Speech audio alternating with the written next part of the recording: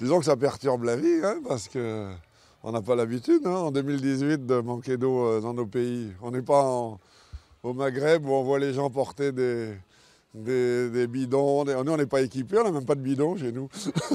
Pas de bidon, mais depuis 3 semaines, un camion-citerne qui régulièrement approvisionne la commune en eau.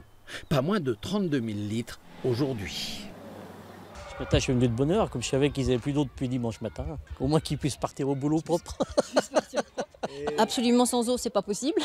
C'est surtout de la solidarité qui s'est mise en place entre les habitants et puis de l'entraide, puisque certains des hameaux ont de l'eau.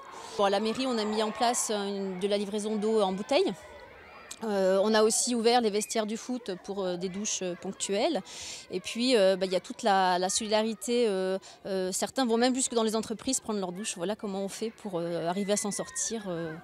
C'est le petit hameau de la Blonnière qui est le plus impacté. Ici, la 60aine d'habitants se débrouille avec les moyens du bord pour se procurer de l'eau. C'était un petit peu bizarre parce que quand tu ouvrais le robinet, il n'y en avait pas. Alors, on va remplir un bassin, les bouteilles, et après, on boit ou on fait la vaisselle avec. Dans cette famille vivent 2 adultes et 5 enfants. Le moindre centilitre est précieux. Je dirais ce qui prend le plus d'eau, c'est les toilettes. C'est au moins c'est un arrosoir, donc c'est 6 à 8 litres. On ne se rend pas compte chaque fois qu'on appuie sur le bouton. Dans 48 heures, le réservoir du village sera réapprovisionné. Par ailleurs, la commune a contacté un hydrogéologue pour faire le point au plus vite sur l'état des sources et de la nappe phréatique.